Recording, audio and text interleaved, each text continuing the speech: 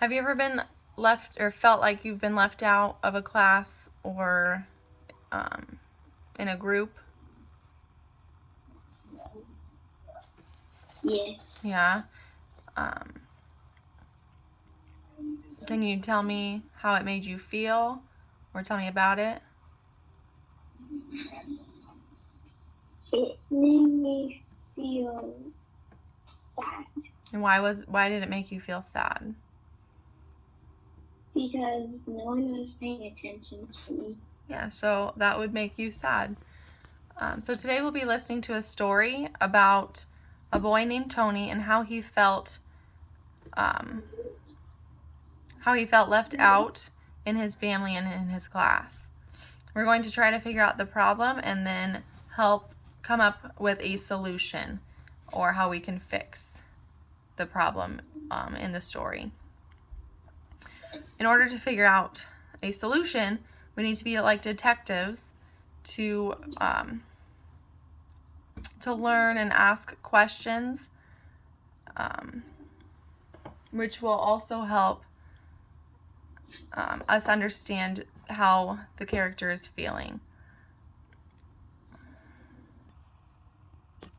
So I will start by asking the first question and answering the first question. And partway through the story, it'll be your turn to ask and answer questions on your own. Let me pull up the story.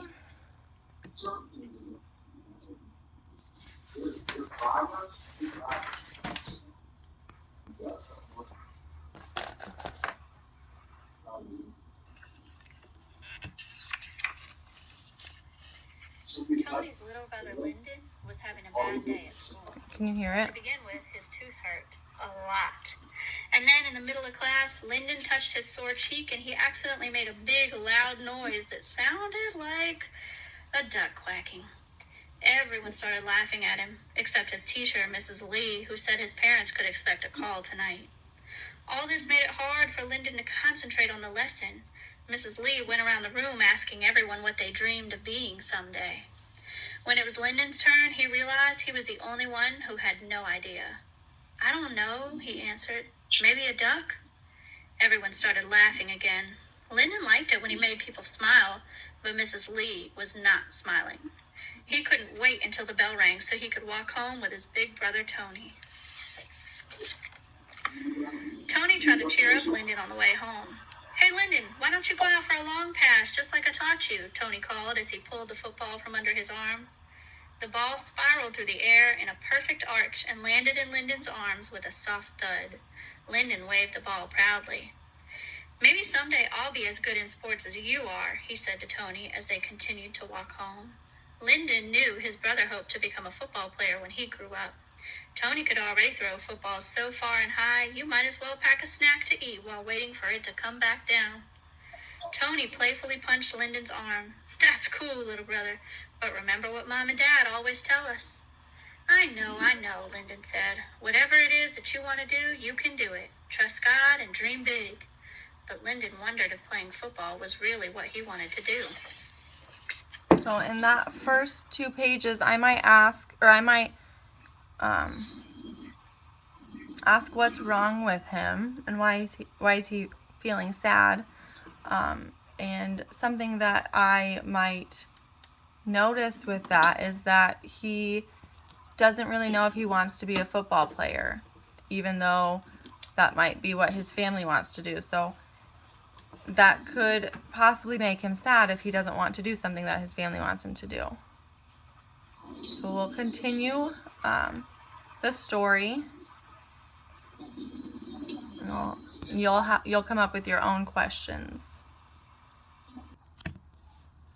After listening to a little bit more, can you ask, or do you notice something that's wrong with Lyndon? He's scared to tell what he did. And what's something that could help him fix that problem?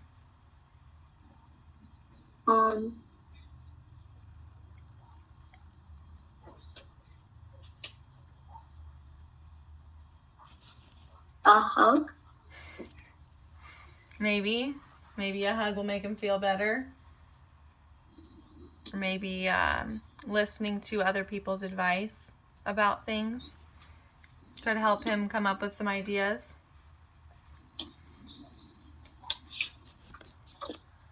Now we will be working in pairs, and you'll create a shared document between you and your partner, and you'll talk about different problems and solutions that came up in the story. Anytime you write a question or a problem, your partner will write an answer or a solution. Try to make it relevant to the story that we just read. And